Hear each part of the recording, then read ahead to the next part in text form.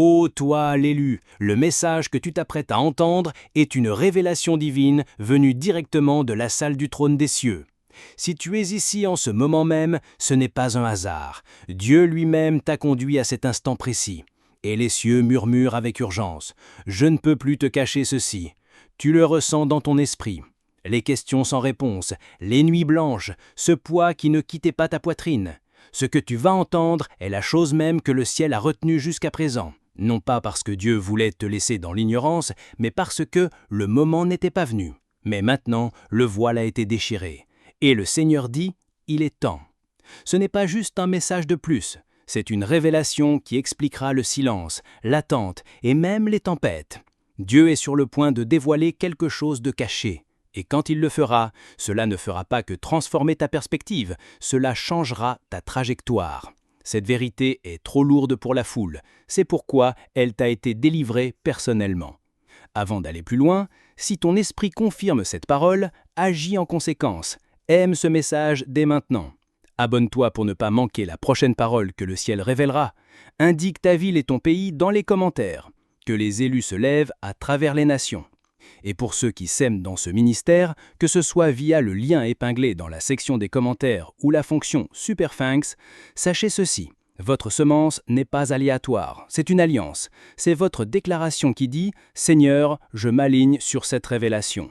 Et puisse votre semence vous précéder comme un bouclier de feu, ouvrant des portes que vous ne pouvez pas encore voir et assurant des victoires qu'aucun ennemi ne peut bloquer. Maintenant, ne quitte pas, reste bien ici, parce que dans les prochains instants, je vais te dévoiler le secret que Dieu a refusé de te cacher plus longtemps. Et quand tu l'entendras, tu comprendras pourquoi le ciel a interrompu ta journée juste pour t'amener ici. Quand nous étudions la parole, nous voyons un schéma. Dieu n'agit jamais sans avoir révélé son secret.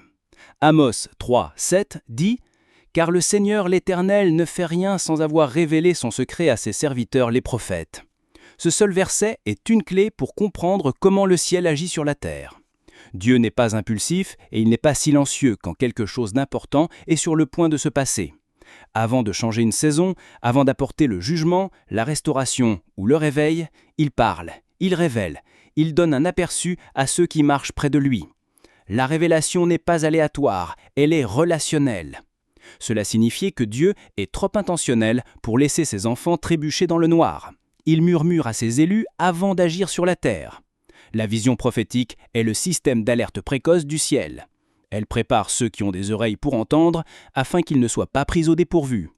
Dieu donne la clarté à ceux qui vivent en alliance avec lui parce que l'obéissance exige une direction.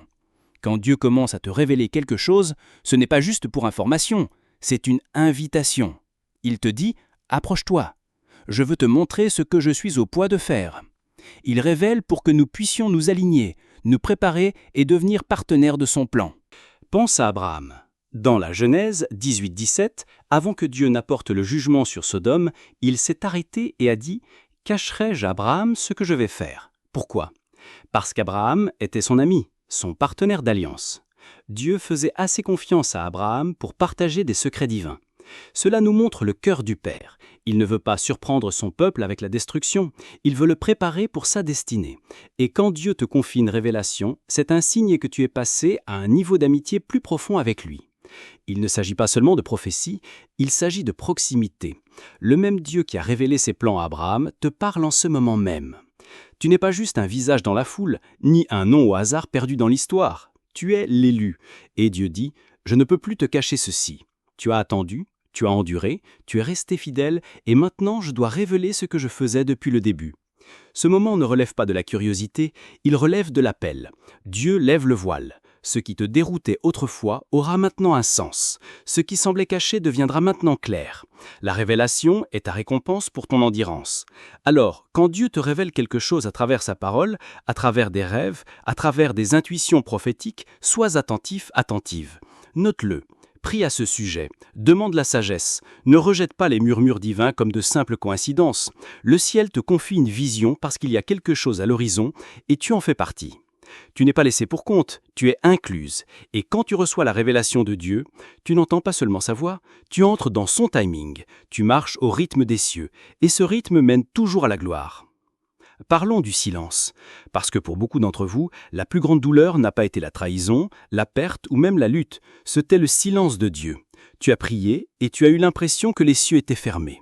Tu as jeûné et il semblait que rien ne bougeait. Tu as supplié pour avoir des réponses, mais c'était comme si Dieu t'ignorait. Et ce silence t'a fait tout remettre en question, tes prières, ton sens-existence, ton identité. Tu as demandé « Dieu, où es-tu » Et la seule réponse était le calme plat. Mais il faut que tu comprennes ceci. Le silence du ciel n'est pas l'abandon du ciel. Dieu ne t'ignorait pas, il te faisait mûrir. Mais écoute-moi bien, le silence n'est pas l'absence, le silence est une stratégie. Tout comme un professeur reste silencieux pendant un examen, Dieu était silencieux pendant que tu étais testé. Non pas parce qu'il t'avait abandonné, mais parce qu'il observait ta foi. Il testait ton cœur, ta confiance, ton endurance. Pouvais-tu encore l'adorer quand tu ne ressentais rien? Pouvais-tu encore croire quand il n'y avait aucun signe visible? Ce genre de foi ne se construit pas dans le bruit, elle se construit dans le silence. C'est le genre de foi qui t'enracine bien profondément, te prépare pour le poids de la gloire et te qualifie pour cette gloire. Ce qui ressemblait à une punition était en fait une préparation. Certains des plus grands mouvements de Dieu dans les Écritures sont venus après un silence prolongé. Entre l'Ancien Testament et le Nouveau Testament, il y a eu 400 ans de silence prophétique. Et puis, Jésus est venu. Avant que Jésus ne ressuscite Lazare, il a attendu 4 jours en silence. Avant la résurrection, il y a eu un samedi de silence. Le silence précède toujours la gloire. Ce calme n'était pas vide, il était rempli de puissance. Ce n'était pas un retard, c'était le timing divin. Dieu ne disait pas non, il disait « attends ». Et dans cette attente, ton caractère a été façonné. Ton discernement a été aiguisé et ta dépendance a été approfondie. Et maintenant il dit, le test est terminé, le silence se brise, je ne peux plus te cacher ceci. Le ciel parle à nouveau, le murmure devient un rugissement, tu as réussi le test, non pas en faisant tout parfaitement, mais en refusant d'abandonner. Tu n'es pas parti, tu n'as pas lâché prise, tu as tenu bon dans le silence. Et maintenant, Dieu est sur le point d'honorer ton endurance. Ce qui était caché est sur le point d'être révélé, ce qui a été retardé est sur le point d'être libéré. Tu entres dans une saison où les cieux parleront fort et clair. Alors, ô toi l'élu, ne laisse pas le silence te rendre amer, laisse-le te rendre plus fort, forte. N'interprète pas mal les saisons de calme comme un rejet divin, c'était des investissements divins. Et maintenant que le silence a rempli sa fonction, tes oreilles recommenceront à entendre, ton esprit recommencera à s'agiter et tes pas seront guidés par la voie que tu pensais avoir disparu. Le silence n'a jamais été un adieu, c'était une préparation. Et maintenant, Dieu est sur le point de parler d'une manière que tu n'as jamais entendue auparavant. Prépare-toi, le silence se brise. Ô toi l'élu, tu dois comprendre ceci. Quand il semblait que rien ne se passait, le ciel était à l'œuvre. Quand tu te sentais oublié, ton nom était inscrit dans une histoire plus grande que tu ne pouvais l'imaginer. Ce n'est pas parce que tu ne voyais pas de mouvement qu'il n'y avait pas de progrès. Dieu n'est pas limité par ton calendrier et il ne diffuse pas chaque étape de son processus. Pendant que tu attendais, il travaillait. Pendant que tu te questionnais, il orchestrait. Pendant que tu pleurais, il écrivait ton prochain chapitre. Ce qui ressemblait à un retard était en fait un dessein divin. Joseph a été jeté dans une fosse, vendu comme esclave, faussement accusé et jeté en prison. De l'extérieur, on aurait dit que sa vie s'effondrait. Mais en coulisses, Dieu a aligné chaque détail pour l'élever au rang de commandant en seconde de l'Égypte. Rien de tout cela n'a été vain. Chaque trahison l'a poussé plus près du trône. Chaque mensonge l'a positionné pour son but. Ce que l'ennemi avait prévu pour le mal est devenu la route exacte que Dieu a utilisée pour son élévation. La douleur de Joseph était le tunnel, mais son but l'attendait à l'autre bout. Dieu ne l'a pas seulement fait sortir, il l'a élevé. Si Joseph avait jugé Dieu par sa fosse, il aurait abandonné. S'il avait jugé Dieu par sa prison, il aurait renoncé.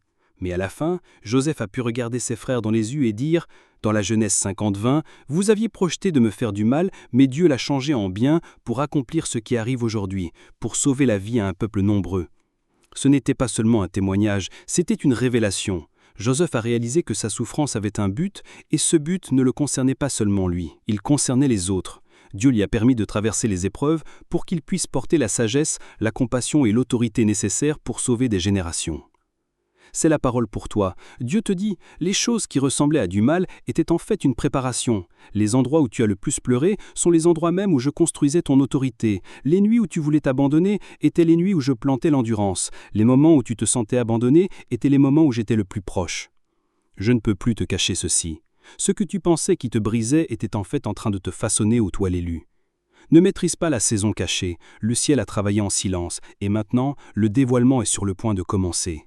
Prépare-toi, tu es sur le point de voir ce que Dieu faisait en coulisses depuis le début. Dieu ne révèle pas seulement son plan, il révèle qui tu es vraiment. Pendant trop longtemps, tu as vécu sous de fausses étiquettes. Les gens t'appelaient pas assez, trop brisé, trop ordinaire. Les situations te faisaient croire que tu n'étais pas digne, oublié ou remplaçable. La vie a essayé de t'embellir sous la déception, les traumatismes et la peur.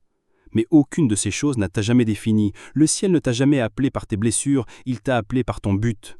Et maintenant, dans cette saison de secousses et de révélations, Dieu arrache chaque longe l'ennemi a planté et te montre qui tu as toujours été. Mais le ciel dit : je ne peux plus te laisser vivre sous ces mensonges. Je retire le voile de ton identité. Dieu brise les miroirs de l'insécurité et du rejet. Il fait taire les voix de la comparaison et de la honte. Tout ce qui déformait ton reflet est en train d'être retiré pour que tu puisses enfin te voir à travers les yeux de ton Créateur. Tu n'es pas celui ou celle qu'ils ont dit que tu étais. Tu n'es pas le produit de ta douleur. Tu es le résultat d'une intention divine. Tu portes un ADN royal. Tu portes l'image du roi. Et le même esprit qui a ressuscité Christ d'entre les morts vit maintenant en toi. Éphésiens 1,4 nous dit : en lui, Dieu nous a élus avant la fondation du monde, pour que nous soyons saints et irréprochables devant lui. Cela signifie que ta valeur n'est pas basée sur tes performances. Elle est enracinée dans l'éternité. Dieu n'a pas commencé à t'aimer quand tu as tout fait correctement. Il t'a aimé avant que tu ne sois formé. Il t'a appelé avant que tu ne sois vu. Il t'a destiné avant que tu ne prennes ton premier souffle. Et il te choisit encore aujourd'hui. Tu n'es pas une pensée après coup. Tu n'es pas un plan de secours. Tu es la manifestation de son cœur et de sa gloire. Ton existence est intentionnelle et ton identité est sacrée. Ô toi l'élu! Avant que quiconque n'ait une opinion sur toi, Dieu t'avait déjà choisi. Avant que tu ne sois ignoré par les hommes, tu as été sélectionné par le ciel. Avant que tu n'échoues, avant que tu ne tombes, avant que tu ne doutes, il a posé ses yeux sur toi et a dit : celui-ci, celle-ci m'appartient. Alors marche comme tel, parle comme tel, vis comme tel. Chaque faux nom tombe, chaque mensonge perd son emprise. Et le vrai toi, le toi guéri, audacieux, élu, oint, se lève. Ce n'est pas seulement une révélation de but, c'est une révélation d'identité. Tu ne deviens pas quelqu'un de nouveau. Tu retournes à qui tu as toujours été aux yeux de Dieu. Maintenant, écoute attentivement. La raison pour laquelle Dieu t'a caché certaines choses auparavant, c'est parce que la révélation t'aurait écrasé si elle était venue trop tôt. La destinée exige la maturité. Une bénédiction dans la mauvaise saison peut ressembler à un fardeau. Ce qui nous semble être un retard est souvent la protection de Dieu déguisée. Il voit l'image complète, pas seulement ce que tu désires, mais ce que tu es prêt à porter. Alors quand il retient quelque chose, ce n'est pas pour te punir, c'est pour te préparer. Il y a des choses que Dieu voulait te donner, mais il a d'abord dû te faire grandir pour devenir la personne qui pourrait les gérer sans s'effondrer sous le poids. Pense-y. Si Joseph avait été fait dirigeant juste après la fosse, il n'aurait pas eu la sagesse ou la résilience pour porter le poids de l'Égypte. Il aurait besoin de la fosse pour l'humilier. Il avait besoin de la prison pour le raffiner. Il avait besoin d'années de silence et de déception pour le préparer à une plateforme qui affecterait des nations. Dieu n'était pas cruel, il était prudent. Le processus ressemblait à une punition, mais c'était de la préservation. Le retard de Joseph n'était pas un détour de son but. C'était la route qui l'y menait directement. Chaque étape de ce voyage l'a façonné en un homme qui pouvait porter le manteau du leadership avec grâce et stratégie. Le retard n'était pas un refus, c'était un développement divin. Dieu développait ton caractère, ton discernement, ta force et ton endurance. Il y avait des faiblesses qui devaient être renforcées. Il y avait des mentalités qui devaient être brisées. Il y avait des relations qui devaient être enlevées. Et il y avait des profondeurs dans ton esprit qui devaient être atteintes avant que la révélation ne puisse venir. Si Dieu t'avait montré l'image complète trop tôt, tu l'aurais ruiné, ou elle t'aurait ruiné. Mais maintenant quelque chose a changé dans l'esprit. Tu as été testé en secret. Tu as été forgé dans le feu. Tu as été moulé dans le silence. Et maintenant Dieu dit : j'ai retardé parce que je te façonnais, mais je ne peux plus le cacher. Tu es prêt, prête. Tu as réussi des tests que tu ne savais même pas que tu passais. Tu as survécu à des batailles que d'autres n'ont pas pu endurer. Maintenant, ce qui est caché sera révélé. C'est ton dévoilement, c'est ton moment, c'est la saison où ce qui a été retardé sera maintenant livré. Ce qui est autrefois dissimulé sera maintenant confirmé. Le ciel a observé ton processus, et maintenant c'est l'heure de ta promesse. Le retard ne t'a pas disqualifié, il t'a équipé, et maintenant ce que tu attendais est au point de te rencontrer, pleinement préparé. Laisse cette vérité s'ancrer profondément dans ton esprit. Ce qui est devant toi est plus grand que ce qui est derrière toi. La douleur de ton passé n'a pas été vaine. Les larmes que tu as versées n'ont pas été ignorées. Le combat que tu as enduré était la preuve que tu portes quelque chose de trop lourd pour que l'ennemi l'ignore. Chaque nuit blanche, chaque prière silencieuse, chaque moment où tu as persévéré alors que tu voulais abandonner, tout cela était une préparation pour ce qui vient. Dieu a stocké chaque cri, chaque sacrifice, chaque once de foi. Et maintenant, le ciel est sur le point de déverser ce qui a été préservé pour le temps fixé. La saison à venir n'est pas seulement meilleure. Elle est prophétique. C'est l'accomplissement. C'est le débordement. Le diable n'attaque pas ce qui est vide. Il ne combat que ce qui est chargé. L'intensité de tes batailles est la preuve de ta mission. La pression que tu as ressentie n'était pas pour te détruire, c'était pour révéler ce que tu portes. Ô toi l'élu, tu as marché avec un manteau sur ta vie qui est plus grand que ton environnement. Et c'est pourquoi le combat a été incessant. L'enfer ne gaspille pas ses armes sur les passifs. Il cible les prophétiques. Mais prends courage. Tu as survécu à ce qui a été envoyé pour te briser. Et maintenant, tu entres dans ce qui était réservé aux fidèles. L'ennemi a essayé de te retarder, mais il n'a pas pu te nier. Et ce qui vient ensuite fera taire chaque voix qui a jamais douté de toi. Romains 8,18 dit « J'estime que les souffrances du temps présent ne sauraient être comparées à la gloire à venir qui sera révélée pour nous. » Entends-tu cela? La gloire qui sera révélée. Cela signifie que ce que Dieu est sur le point de découvrir dans ta vie rendra chaque larme digne d'avoir été versée. Ce n'est pas seulement une guérison, c'est une récompense. Dieu n'oublie jamais les fidèles et il n'ignore jamais les blessés. Tes cicatrices brilleront comme la preuve que la grâce t'a porté. Ton témoignage deviendra la percée de quelqu'un d'autre. Alors, tiens la tête haute. Ta prochaine saison n'arrive pas seulement. Elle est déjà en train de se dérouler, et elle est plus belle, plus puissante et plus pleine de sens que tu ne pourrais jamais l'imaginer. Maintenant voici le feu. Dieu annonce ta prochaine saison. Il dit « Je ne peux plus te cacher ceci. Je t'ai caché dans l'obscurité, mais maintenant je te révélerai dans l'influence. J'ai appermis le rejet, mais maintenant je te ferai asseoir à des tables d'honneur. J'ai retenu la clarté, mais maintenant je t'inonderai de compréhension. Je les ai laissés douter de toi, mais maintenant je me prouverai à travers toi. Ce n'est pas seulement en nouveau chapitre. C'est un dévoilement divin. La saison du retard cède la place à la saison de la démonstration. Ce qui était autrefois silencieux parlera maintenant fort à travers la faveur, la percée et la preuve indéniable de la main de Dieu. Ésaïe 61 déclare « Lève-toi, brille, car ta lumière est venue, et la gloire de l'Éternel se lève sur toi. » Ce n'est pas une suggestion, c'est un ordre. Lève-toi de la peur, lève-toi des ombres, lève-toi des doutes qui t'ont gardé petit. Ô toi l'élu, c'est ton heure. Le ciel a sonné l'alarme. La terre verra ce que Dieu a caché. Et ce qui a été murmuré en secret retentira maintenant en public comme le tonnerre. Alors, lève la tête haute, redresse les épaules, refuse de vivre dans l'ombre des vieux mensonges. Le Dieu qui t'a caché est le Dieu qui te révèle. Le Dieu qui était silencieux est le Dieu qui maintenant parle. La saison de l'obscurité a rempli sa fonction, et maintenant, le projecteur divin se déplace. Le ciel ne murmure plus. Il déclare. Tu as été affiné en privé pour qu'on puisse te faire confiance en public. Et sa parole pour toi aujourd'hui, son annonce imparable, son décret inébranlable est ceci. Je ne peux plus te cacher ceci. Tu es choisi, tu es marqué, tu es inarrêtable.